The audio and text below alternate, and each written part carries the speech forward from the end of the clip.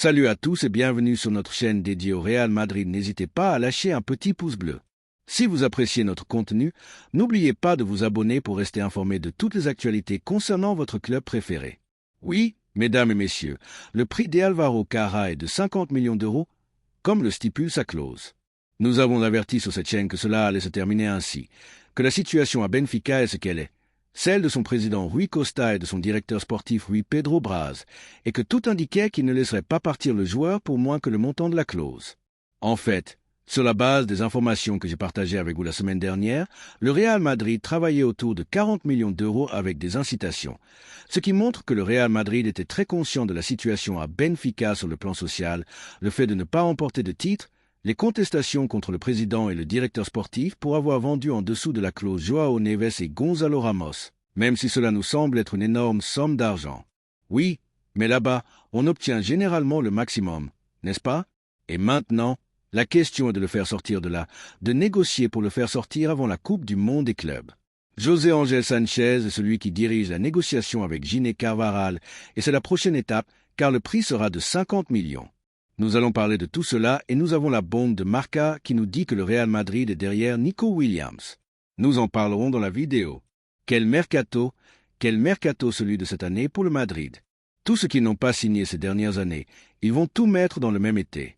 Je vois ici des joueurs liés au Real Madrid et le mercato de cette année est une folie, n'est-ce pas? Certains, nous en avons déjà parlé, non? Angelo Stiller de Stuttgart, bon joueur. Adam Wharton de Crystal Palace, j'aime bien ce joueur aussi. J'aime bien ce gars de 21 ans.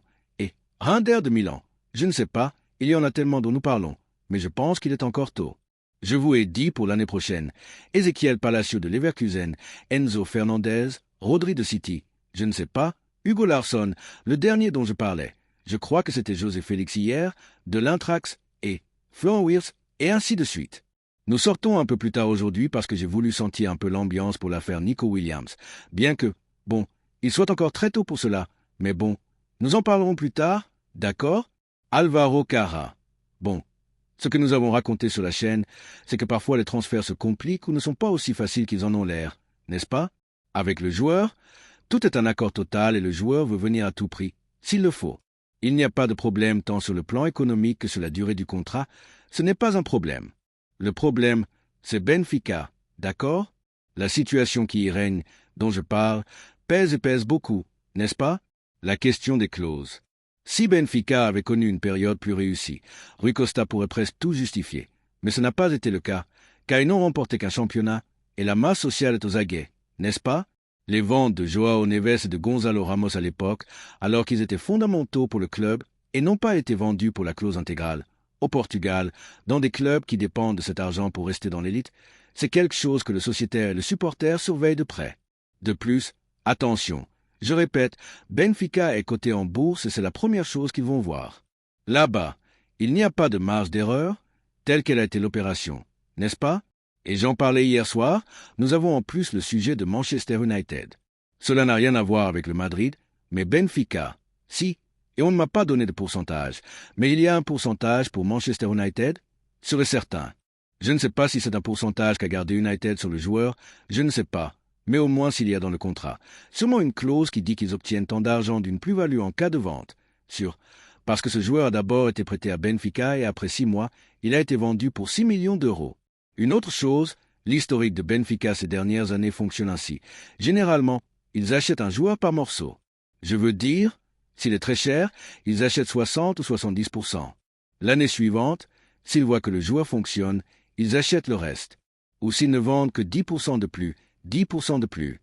Ainsi, il y a des joueurs qu'ils ont achetés 3 fois, n'est-ce pas? Cela vous aide aussi à voir si le joueur monte. Vous dites, écoute, si je devais payer 10% pour tant de millions, je dois mettre un peu plus, mais j'ai la confirmation que le joueur fonctionne. Ou si le joueur ne répond pas aux attentes que vous avez, vous restez et l'opération va coûter un peu moins cher. Un cas très pertinent, Enzo Fernandez, acheté à River pour 10 millions. Si je ne me trompe pas, laissant là-bas 25% du pass. En 6 mois, il a été vendu pour 120 millions au Chelsea et il a fallu, bien sûr, payer le pourcentage que possédait River, n'est-ce pas? Donc, ici, il y a quelque chose entre Benfica et United. Connaissant Benfica, j'imagine que c'est entre 20 et 25%.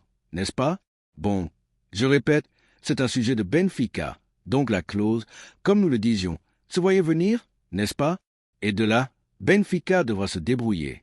De plus, il leur restera encore moins, n'est-ce pas? Et comme cela va en bourse, ils ne peuvent pas se permettre de vendre le joueur pour moins d'argent. Ensuite, il y a la question de la Coupe du Monde. Ils sont en train de négocier, José Ángel Sánchez et Giné, parce que, clairement, ce ne sera pas facile de justifier que la direction de Benfica vous laisse venir le joueur avant la Coupe du Monde. Clairement. Parce qu'ils y vont aussi, et la fenêtre de transfert de la FIFA qui s'ouvre du 1er au 10 doit être avec l'accord des clubs, parce que sinon, le marché ne s'ouvre officiellement que le 1er juillet, comme d'habitude. C'est là qu'il faut négocier et c'est là que le Real Madrid doit se donner à fond. Comment ils vont le faire? Je ne sais pas. Je sais, parce qu'on me l'a dit hier soir, qu'ils sont intéressés par Miguel Gutiérrez. Et le Madrid ne fait pas ce genre d'opération. Ils ne les mettent pas dans le même panier, n'est-ce pas? Mais en plus, c'est Girona qui doit négocier cela et c'est eux qui reçoivent cet argent. Benfica, au-delà de la part qu'ils doivent donner à United, l'argent qui leur reste leur permet de payer la clause, c'est-à-dire ce que vaut Miguel Gutiérrez. Bon, Miguel Gutiérrez voudrait aller à Benfica. Ce qu'on me dit, c'est qu'il y a déjà eu des contacts. J'imagine que ce n'est pas très difficile de deviner qui est Carvajal, qui a appelé Daniel Méné, le représentant de Miguel, et qui a étudié cette option, n'est-ce pas? Et dire, écoute, vous devez traiter avec Girona, mais, oh, coïncidence, nous pouvons vous mettre sur la voie et je ne sais pas jusqu'où. Je ne sais pas. Le Madrid peut parler au joueur et lui dire, écoute, c'est un très bon projet pour Miguel et que personne ne se moque. Il suffit de voir les derniers latéraux gauche de Benfica, où ils ont fini. Benfica est un exemple très important dans le football européen pour lancer un joueur. Grimaldo est arrivé là-bas par rebond et a fini en Allemagne, et on a même envisagé maintenant qu'il aille au Real Madrid. Alvaro Cara, regardez, il est arrivé par rebond de plein d'endroits. Il est arrivé du Granada, prêté à Benfica et en une saison.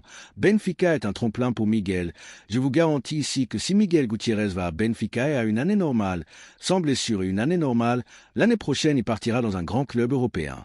Sûr et certain, parce que je l'ai vu tellement de fois à Benfica, parce qu'il mise sur la jeunesse et c'est une équipe qui essaie de bien jouer au football, très spectaculaire. Et il suffit de voir les transferts qu'ils font chaque année et c'est qu'ils ne sont pas de grands transferts médiatiques. Mais il y a plein de joueurs qui partent et c'est un endroit parfait. Donc, que le Madrid puisse faciliter cela via Giné avec Daniel, que le gars voit ou fasse voir au gars que c'est un endroit parfait pour se lancer vers un grand club. Les relations du Madrid avec Girona sont bonnes. Je ne vais pas en dire plus, il faut le vendre ici, il faut le vendre là-bas. Oui, bon, servir d'intermédiaire pour que Benfica puisse d'une certaine manière justifier. Eh bien, Alvaro part, mais il paie la clause entière, nous ne le donnons pas, d'accord? S'il part avant la Coupe du Monde. Mais ici, nous avons un gars avec un énorme potentiel qui joue merveilleusement bien et qui peut calmer les esprits. Parce que sinon, nous allons avoir des ennuis pour le faire sortir de là avant la Coupe du Monde aussi. Alors attention, peut-être qu'ils le font d'une autre manière, ils disent « Non, je ne peux pas maintenant, mais je te le donne en échange de ceci ou de cela en été. » Je ne sais pas, mais maintenant tout est centré, une fois que vous savez que vous devez payer la clause, sur le fait de le faire sortir de là avant la Coupe du Monde, parce que sinon, il faudrait attendre le 1er juillet.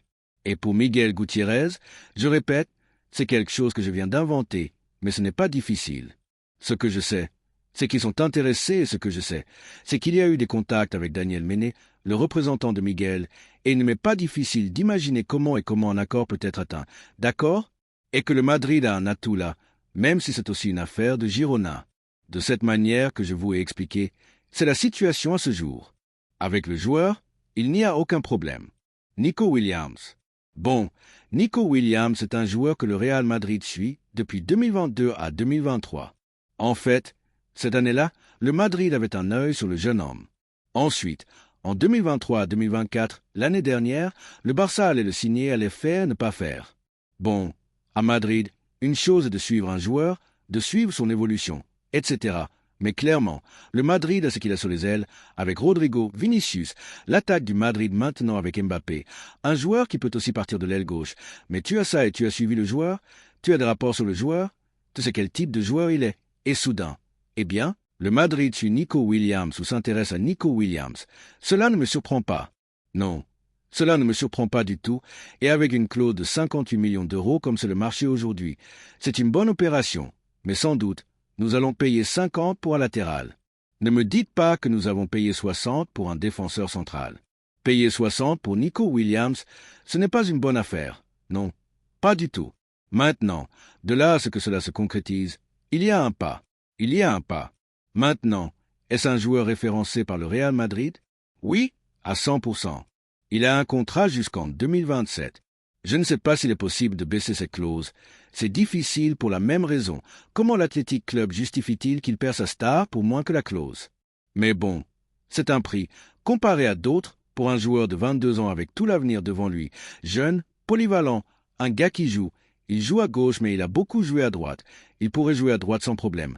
Avec du potentiel, un transfert médiatique, un joueur explosif, un gars qui est très dangereux en transition. La ligne des 3/4 avec le jeu lancé est redoutable. Xavi Alonso, qui aime accélérer le jeu en arrivant à la ligne des 3/4, nous en avons parlé ici. Il aime élaborer, mais qu'il accélère le jeu à la ligne des 3/4, c'est un joueur parfait pour cela. Partant de l'aile, je répète, il peut jouer à droite parce qu'il a beaucoup joué à droite, il fait de très bons mouvements vers l'intérieur, il me semble que c'est un joueur. Bon, je répète, à un moment donné, tu peux jouer à droite ou à gauche. Cette polyvalence est celle de Rodrigo. Celle de Rodrigo. Ensuite, un gars qui descend et aide. 1. C'est la culture de l'Athletic Club. Tout le monde en haut, tout le monde en bas. Celui-ci, il n'y a pas besoin de le convaincre de descendre défendre. Pas du tout. C'est un joueur travailleur. C'est vrai que cette année, il n'a pas eu de chiffre de buteur. Ce n'était pas une folie. Je crois que c'était 11 buts ou quelque chose comme ça. Non, je ne suis pas sûr maintenant. Oui, 11 buts. Cette passe décisive, je crois. Mais bon, il a manqué 10 matchs. 10 matchs de championnat pour blessure. Je parle de buts globaux. 1 dans toutes les compétitions. Je crois, 11 buts et par là. Quelques passes décisives en moins.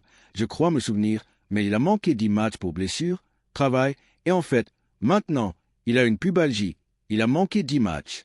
Mais c'est un joueur qui, dans une équipe comme le Real Madrid, attention, a beaucoup à dire, un gars comme ça. Et cela vous amène à penser à Rodrigo. Comme je vous l'ai dit, Rodrigo est en partance et vous m'avez entendu dire ici que lui et son père, surtout son père, ont du caractère. Et le City est à 100%. Le problème, c'est que le Madrid ne peut pas montrer qu'il y a un problème avec Rodrigo, parce que cela signifie automatiquement 1. Baisser le prix, c'est-à-dire qu'ils n'ont pas de problème là-bas. Ce joueur devient un problème pour le Madrid. Je vais montrer mon intérêt. Je vais faire une offre qui n'est pas basse, mais qui n'est pas non plus ce que le Madrid veut. Et j'attends. Et le joueur, une fois que le Madrid reçoit cette offre, a une base pour faire pression. Et je reste ici et j'attends. Donc, le Madrid ne peut pas dire cela, ne peut pas le montrer. Il doit vendre que le joueur compte et probablement, quand Xavi Alonso arrivera, dire que Xavi Alonso compte sur lui. Peut-être que c'est même le cas, mais, eh bien, les intérêts du Real Madrid sont les intérêts du Real Madrid et Xavi Alonso, bien qu'il contraille beaucoup, parce qu'il compte dans tout ce dont nous parlons. Probablement, si le club lui dit « Écoute, stratégiquement, ce joueur, nous l'avons déjà eu ici, nous savons ce qu'il est, nous savons ce qu'il donne, mais il est dans une situation où il est comme il est, avec toutes ces histoires qui comptent plus que si on me nomme ou non, si je vais être important ou non, si je ne veux pas retourner sur le banc. Mais de quoi parlons-nous, mon ami? Si nous le sortons et que nous amenons Nico Williams, donc, nous allons attendre, parce qu'une chose, ce que dit Marca est sûr, que le Madrid a ce joueur référencé et qu'à un moment donné, il soit dans une possibilité pour l'été. Sûr, comme d'autres dont nous avons parlé ici. Cela me semble logique. Bien sûr, pour la polyvalence, les deux ailes, parce que tu perds un joueur polyvalent. Il partirait et celui-ci te donne la même chose à gauche qu'à droite pour l'explosivité, parce qu'il est très bon en transition, parce qu'il est très dangereux dans les 3/4, parce que c'est un gars qui, en jouant sur l'aile, ouvre des couloirs intérieurs de manière relativement facile. Bien qu'il soit droitier, il ne choisit pas non plus la gauche. Solidaire pour défendre. Travailleur, le genre de transfert que Florentino aime, qui, en plus d'être un bon joueur, est très médiatique. Tout cela est important, donc il faut être attentif. Voici les informations. Merci d'être là. Merci d'avoir regardé cette vidéo et j'espère que cette vidéo vous a plu. N'hésitez pas à lâcher un petit pouce bleu, vous abonner à la chaîne et à activer la cloche pour ne rien manquer des prochaines vidéos.